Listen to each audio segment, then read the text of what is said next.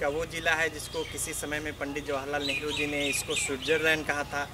तो यहाँ पे प्रकृति की गोद में बसा हुआ ये ज़िला है। यहाँ पे बहुत सारी अच्छी अच्छी चीज़ें हैं पर्यटन के लिहाज से, हिस्टोरिकल है, ऐतिहासिक, धार्मिक तमाम चीज़ें हैं। और यहाँ पे बहुत सारे खनन हैं, बहुत सारी बातें हैं, हम सारी बातें शेयर करेंगे। लेकिन आज हमारे साथ जो व्यक्तित्व हैं उनका नाम है डॉक्टर परमेश्वर दयाल श्रीवास्तव पुष्कर जी। आप साहित्यकार भी हैं और पत्रकार भी हैं, और सबसे अच्छी बात है कि इतिहास में आपने बहुत काम किया है, और उससे भी अच्छी बात है कि आप हमारे सगे मामा जी हैं। तो हम लोग कड़िया मंदिर नाम से ही इसका संबंध प्रचलित होता है। अनेक सारी कड़ियाँ यहाँ पे जुड़ी हुई हैं। तमाम कड़ी में कड़ी, कड़ी में कड़ी मिलती हुई श्रृंखला बन गई है कड़ियाँ की। इतनी कड़ियाँ जुड़ी इसमें, और ऐसी स्थिति में जिस स्थान पे हैं हम, इस स्थान पे जो भी स्थिति है, इस स्थान पे 3 तरह की संपदाएं हैं: आध्यात्मिक, पौराणिक और किसी के दुर्ग की बात। इस तरह की संपदाएं हैं यहाँ पे। अभी हम बात करते हैं जहाँ हम खड़े हैं, पीछे ठाकुर ठाकुराइन मंदिर का द्वार है। ठाकुर ठाकुराइन मंदिर यहाँ लोग नहीं जानते थे पूरे इलाके में। हमने काफ़ी हद तक, कई वर्षों तक आप यहाँ पे शोध किया, और मैं लोगों से पूछता था जो पूजा करने आते थे यहाँ पे, जिगना, मांडा, गैपुरा, इलाहाबाद से लेकर के वाराणसी के कछवा, गोपीगंज से लेते हुए तमाम उधर के इलाकों में, औराई से लेते हुए, उस तरह के लोग यहाँ पे आते रहे। मैं पूछता रहा कि ऐसा क्यों करते हैं, क्या है यहाँ पे, वो नहीं बता पाते थे। हमने काफ़ी कुछ अध्ययन किया, शोध किया। जो बातें प्रकट हुई उसमें यह है कि ये ठाकुर ठाकुराइन, एक ठाकुर की बारात जा रही थी वापसी में शंकरगढ़ की ओर, इलाहाबाद के, और कछवा के आसपास से चली थी। वो स्थान स्पष्ट नहीं हो पाता है अभी तक इतिहास में, लेकिन ये उधर चली थी। और इस तालाब में, ये 365 बीघे का तालाब है। सबसे बड़ा इतिहास तो यह है कि ईसा से 150 साल पहले भर राजवंशियों ने यहाँ पे कई सरोवर बनाए थे इस पूरे क्षेत्र में, जिसमें से एक कड़िया मुख्य है। यहाँ पर 365 बीघे के तालाब में जब बारात वापस जाने लगी तो उसमें बाराती डूबते गए। यहाँ पे लोकोक्तियाँ हैं, लोकगीत गाया जाता है कि 1.25 लाख मोर डुबरू डूबे यही कड़िया के तारा में, 1.25 लाख मोर डुबरू डूबे यही कड़िया के तारा में, गढ़ही जान के हाथी हिलावा नहीं जाना कड़िया के तारा। तो वो भ्रमित होकर के वहीं पे डूबते गए। ये स्थितियाँ आई। वो यहाँ पे नाम तो ठाकुर ठाकुराइन का है, जिसको शंकरगढ़ इलाहाबाद वाले से लेकर गोपीगंज तक के लोग आते हैं, पूजा करते हैं। ठाकुर वहीं के थे, ठाकुराइन इधर से जा रही थी विदा के समय। लेकिन दूसरी बड़ी बात यह है कि इसको हरदिहवा देव भी बोलते हैं। यहाँ पे हमारी परंपरा में, हिंदुत्व की परंपरा में, हल्दी नहीं दिया जाता है किसी की विदाई में। विदाई में हल्दी नहीं दिया जाता है, तो इसके यहाँ हल्दी महादेव की पूजा होती है। वो हल्दी विदाई में लड़की को नहीं देते हैं, यहाँ तक कि अचार वगैरह भी नहीं दे पाते हैं कि उसमें कुछ न कुछ हल्दी पड़ी होगी। इस तरह से हल्दी महादेव की पूजा वो करते हैं। जहाँ की विदाई के बाद ही यहाँ पे लड़की समाहित हो गई थी इस तालाब में आते आते, इसलिए हल्दी नहीं दी जाती है। तो ये हल्दी महादेव हो गए। इनको बड़ा देव भी बोलते हैं कुछ अलग अलग परंपराओं में। एक हाथ से ही आटा गूंथा जाना, एक हाथ से ही पूरी बनाया जाना, एक हाथ से ही पानी निकाला जाना, पैर रखते हुए बाल्टी में कुएं में डालने के बाद उस पर रस्सी पकड़ के एक हाथ से निकालना, फिर उसी से बनाना, फिर जाके यहाँ पे चढ़ाना। तो ये बड़ा देव की पूजा करते हैं। इसी तरह से दुल्लह देव की पूजा यहीं पे होती है। सबका स्थान एक ही है, दुल्लह देव, हरदिहवा देव, बड़ा देव, ठाकुर ठाकुराइन, सबका स्थल है। अलग अलग लोग अलग अलग शब्दों के माध्यम से इसको मान्यता देते हैं। ये तो एक बात रह गई यहाँ के बारे में। जहाँ पर हम खड़े हैं, यह जगह जब ईसा से 1.5 साल पहले भरों ने यहाँ तालाब बनवाया था 350 बीघे में, 365 बीघे में कह लें, तो वैसे में जो मढ़ाई हुई थी, बड़े बड़े पत्थर लगा करके, बेल का गोंद, मेथी, गारा, सुर्खी, इन सबों से मिला करके मढ़ाई की गई थी। और तब से मतलब इसी 21वीं सदी में भी आज तक वो जीवंत है और हिला नहीं अपने स्थान से, इसकी मढ़ाई की गई। तो इस तरह से इस बड़े सरोवर की बात अगर की जाए, ये राजा विजयपुर का था। राजा विजयपुर की स्टेट हुआ करती थी, इधर अघोरी बड़हर नरेश का राज्य हुआ करता था। तो विजयपुर ने जब अपने लड़की की विदाई शादी की विजय बड़हर अघोरी में, तो उन्होंने 28 गांव खोइछा में जैसे दिया जाता है घर में लड़की की विदाई के समय चावल गुड़ आदि दिए जाते हैं खोइछा में विदा करते समय, उस तरह से 28 गांव उन्होंने दान में दिए थे। तो ये कड़िया 28 इसलिए पूरे इलाके का नाम पड़ा 28 गाँवों का। ये तो एक बात रही। यहाँ पे ऊपर देखेंगे तो चारों तरफ इसकी नींव जो है ये पूरी चतुर्दिक भरी पड़ी है, जिसे अंदर इसके कोई कंदरा हो, कोई गुफा हो। और ये मान्यता है, यहाँ पे एक प्रतिमा पड़ी हुई है कि जिसपे मूर्ति का मंदिर का आकार बना हुआ है। ऐसे में ये लगता है कि एक मंदिर ही यहाँ पे निर्माण हुआ। मंदिर का निर्माण होने के बाद अंदर बना है सोने का मंदिर, और उसी के अंदर जहाँ हम खड़े हैं इसके ठीक नीचे से पूरब तरफ जहाँ नीचे जा कर के अभी विजुअल तैयार किए गए हैं, रिकॉर्डिंग हुई है, उस जगह पे देखें तो वो निकास द्वार है अंदर। तो इसके अंदर से पीछे हमारे जो ठाकुर ठाकुराइन का मंदिर है, और जहाँ हम खड़े हैं आगे इसके और आगे से नीचे पूरब तरफ उतर जाने पे तो ये अंदर ये पूरा सुरंग गुफा है। और यहाँ का संबंध मुक्खाफाल पे के किले से भी है। इस तरह के संबंध हैं यहाँ पे। अब बात अपनी यहीं हम समाप्त करते हैं, आगे चलते हैं। तो आगे चल के अपनी बात हम कुछ और शुरू करते हैं।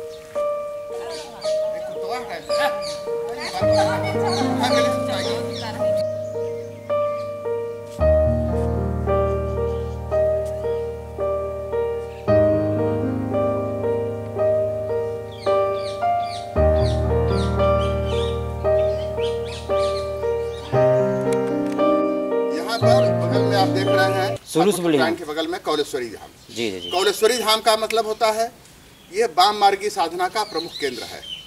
और यहाँ से लेकर के हरिद्वार में के कनखल में, जहाँ सती जब शिवजी ने नहीं भेजना चाहा था पार्वती को और आकर अपने मायके में यज्ञ में आके वहीं पर शामिल हो रही थी, वो कूद गई। कूदने के बाद उस हरिद्वार के बगल में कनखल जगह है, तो दक्ष प्रजापति की वो राजधानी थी, वहीं से कूदी है। तो उनका दग्ध देह लेके लगे तांडव नर्तन करने भगवान की, वो दूसरी बात हो गई। तो वहाँ पे वाम मार्गी साधना वहाँ से लेकर के और यहाँ हरिद्वार से लेकर के विंध्याचल लेते हुए इस कौलेश्वरी धाम से लेते कुड़ारी तक ये वाम मार्गी साधना की पूजा होती है। वाम मार्गी साधना में इसकी 2 शाखाएं बाद में विभक्त हुई, समयाचार, कौलाचार। तो यहाँ पे कौल मार्ग अधिक चला। राजा सूरथ दुर्गा देवी जिनका उल्लेख किया गया है विंध्याचल में थे, और समाधि देव के नाम से उनके साथ एक वैश्य रहा करते थे, वो सब धीरे धीरे आगे बढ़ने लगे, तो वो अलग की बात हो गई। यहाँ की बात हम करें तो ये कौल मार्ग है, यहाँ पे तंत्र पूजा भी होती है। इस तरह की बात एक पूजा आगे और होती है इसी के तट पर, वो मैं बाद में बताऊंगा। अब हम पूछते हैं कुछ लोगों से कि यहाँ पूजा करने ये लोग आए हैं, तो इनका उद्देश्य क्या है, ध्येय क्या है, आइए बता। क्या है आपका? हमारा मिर्जापुर जिला हो गया। हाँ। और लहंगपुर मुंशीपुर गांव हो गए। नाम? सियाराम विश्वकर्मा। हाँ, तो यहाँ क्यों आए हैं, क्या है यहाँ पे? यहाँ तो भाई पूर्वजों से हमारे यहाँ ठाकुर महाराज पूजे जाते हैं। अच्छा। और दादा बाबा लोग सब पूजा यहाँ किए हैं, वही देश से हम दर्शन करे आई थी। तो कुछ लाभ कर, अरे भाई या कोनो मनौती हो या कोनो चीज मिला हो, कुछ और चीज? अरे यहाँ से पूरी शांति मिली बा, तो भाई सब कुछ मिला बा। यहाँ दरिया हमारा सब शांति हमारे लोगों के मिली बा, तब न दर्शन करे और शांति मिली बा हमारे से। क्या रूप से विश्वास नहीं। आपका नाम का है गाँव? फूलकुमारी पुरना कला। फूलकुमारी पुरना कला। ठीक। यहाँ आल हिंद का उद्देश्य से कैसे आई रहे? यहाँ ममता माने रहे, मैं हाथ टूटा रहा। हाँ। हाथी के बदला हाथ माने रहे, चढ़ावे के हाथ नगद हुई गया। अच्छा। तो फिर लड़का के गोड़े में छुआ रहा था, रहे थे घंटी बांधे। लड़का के पैर में टूट रहना है? नहीं टूटा नहीं रहा, पोलियो का। अच्छा, पोलियो रहा है, तो उस अभी पूरा हो गया? पूरा हो गया, बांध चुकी घंटी उनकी। बस इतना भाई मनता रहा हमार, यही दर्शन करे। गाँव के आस पास कहिए जा, हर समय आवत जात रही थी जा। तो इसके बारे में ये पुजारी जी आप बताएं, यहाँ पे क्या क्या है, कहाँ कहाँ के लोग, कितने जिलों के लोग आते हैं और क्या क्या कैसे कैसे करते हैं? यहाँ इलाहाबाद, बनारस, गोपीगंज, भदोही से आते हैं यहाँ लोग, मिर्जापुर से यहाँ पूजा पाठ करते हैं। जो कुछ मान मनौती आप मेजा करते हैं, करछना गोपीगंज पूरा मान मनौती होता है वही पूरा होता है, वही आते हैं सब पूजा करने के लिए। हाँ, तो क्या क्या चढ़ाते हैं और क्या क्या होता है, कैसे करते हैं? यहाँ चढ़ाते हैं रोट, मिसाई, कपड़ा, धोती, सादा सब चढ़ता है। सादा हमको ये जानकारी मिली यहाँ पे पंडित जी कौशल किशोर मिश्रा के बाबा बताते थे कि कड़िया के उस तट पे, दक्षिणी तट पे एक रात को 12 बजे एक लालटेन लेके कोई इधर से जाता था, कोई उधर से आता था लालटेन लेकर के, और दोनों का मिलन नहीं हो पाता था, और तब तक लालटेन बुझ जाती थी। आधी रात को लालटेन बुझ जाती थी कड़िया के उस दक्षिणी तट पर, दक्षिणी जो तटबंध है पूरब से पश्चिम के लिए, उसी पे तो, और यहाँ पे 1.25 लाख बाराती डूब गए हैं। तो इन सब के बारे में आप बताइए कुछ। इस सब के बारे में आप कड़िया तारा रहा, गढ़ी जान का गढ़ी रहा, और वो सब आते हैं बारात लेकर आते हैं, वही गढ़ी में सब 1.25 लाख बारात दिख गए। वही ठाकुर ठाकुराइन की पूजा हो रहा है कि यहाँ पे कई देवी देवताओं की पूजा होती है, तो कौलेश्वरी की, और एक ठाकुर जी वाले स्थल पर तो ठाकुर ठाकुराइन, बड़ा देव, दुल्लह देव, हरदिहवा देव, इनकी पूजा होती है। लेकिन उसके बाद इसी के तट पर, कड़िया के तट पर ही दक्षिण तरफ के छोर पर एक है कड़िया सन्नाइद बाबा। कड़िया सन्नाइद बाबा के बारे में हम ये कहना चाहेंगे कि कहीं ओझा कहीं का हो, यहाँ का हो चाहे कलकत्ता कोलकाता का हो, जब वो ओझाई करता है, तंत्र क्रिया से लोगों के भूत प्रेत पिशाच को दूर करता है, तब वो कड़िया सन्नाइद का नाम जरूर लेता है। ओझा कहीं का हो, ओझा यहाँ आया है नहीं आया है इस स्थल पे, इससे कोई मतलब नहीं, कड़िया सन्नाइद का नाम लेता है वो अपनी ओझाई में। तो कड़िया सन्नाइद के बारे में, जबकि यहाँ बड़ी चर्चित मान्यता है कि यहाँ पे जो स्थल है, जो वृक्ष है, उसमें लाखों सिक्के गड़े हुए हैं। जब भूत गाड़े जाते हैं तो सिक्कों पे कील लगा के गाड़ दिए जाते हैं, भूत बांधे जाते हैं, भूत जलाए जाते हैं, भूतों की पंचायत होती है यहाँ पे। ये सारी चीज़ें हैं, एक दूसरे से आदान प्रदान होता है, लोग अपना वापस लेते हैं। तो इस पर आप बताएंगे, 3 पुस्तक से यहीं पे काम हम कर रहे हैं। इनके बाबा ने मंदिर बनवाया, बड़ी अच्छी बात है, बड़ी खुशी की बात है, यहाँ मंदिर बन कराया। तो इस रूप में आप कड़िया सन्नाइद के बारे में बताइए, वहाँ के बारे में क्या क्या है। कड़िया सन्नाइद के बारे में, यहाँ जब ठाकुर ठाकुराइन का समाज बना, तब से कड़िया सन्नाइद का भी अलग पूजा है, यही चीज़, लेकिन अलग पूजा उनका होता है। वहाँ पे जो है भूत प्रेतों का पंचायत होता है, वहाँ कील ठोका जाता है और बकरे की बलि दी जाती है। लोगों का यह मानता है कि कड़िया सन्नाइद एक दानव थे, दानव के रूप में वे दान लेते हैं। हाँ, जैसा कि अभी हमने इन्होंने बताया, भाई साहब ने, हमारे यहीं के हैं और अच्छे संपर्क हैं, सब कुछ ठीक ठाक है। तो इन्होंने बताया, तो ये मैं बताना चाहूँगा कि यहाँ पर सात्विक पूजा होती है। रोट, हलवा, चाहे धोती आदि सब चढ़ाए जाते हैं, यहाँ पर सात्विक पूजा होती है। और कड़िया सन्नाइद इसी के अंतिम छोर पे जो है, वहाँ पर तामसिक पूजा होती है, बलि दी जाती है, मुर्गा हो बकरा हो उसकी बलि दी जाती है। दोनों की पूजा प्रथा में अलग अलग अंतर भी है जी, क्यों बताएं आप इसमें। अंतर यह है कि वहाँ पे यहाँ का मेन स्थानीय राजा करिया था, मेन स्थानीय राजा यहाँ का कुल करिया था, और करिया असुर था, जो कि वह तामसी भोजन, मांस मदिरा वाला था और अयासी भी था। इसलिए जब उसका मरा तो उसका समाधि यही बना, और वह एक असुर देवता के नाम से प्रसिद्ध हुआ, और ठाकुर महाराज एक देव के नाम से प्रसिद्ध हुए। इसलिए इनका पूजा अलग होता है, उनका पूजा अलग होता है। चलत रहा इस पतरान वो तो हो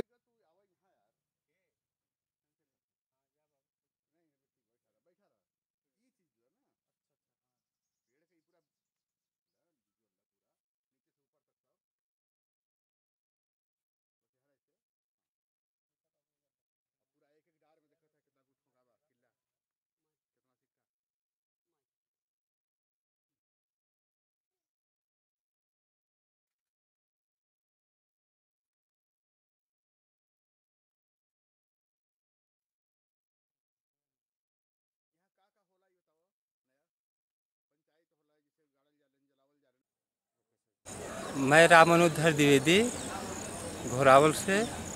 यह जो यूट्यूब चैनल सोन विंध्य गंगा और इसके संचालक डॉक्टर परमेश्वर दयाल श्रीवास्तव पुष्कर जी, सभी दोनों लोगों को मैं पहले सहृदय धन्यवाद ज्ञापित करता हूं और इसके उज्जवल भविष्य की कामना करता हूं कि यह चैनल निरंतर समाज के विभिन्न पहलुओं को देश के जनता के बीच लाए, सब लोग देखें और जानकारी लें। मैं जय सिंह एडवोकेट, अध्यक्ष तहसील अधिवक्ता समिति घोरावल।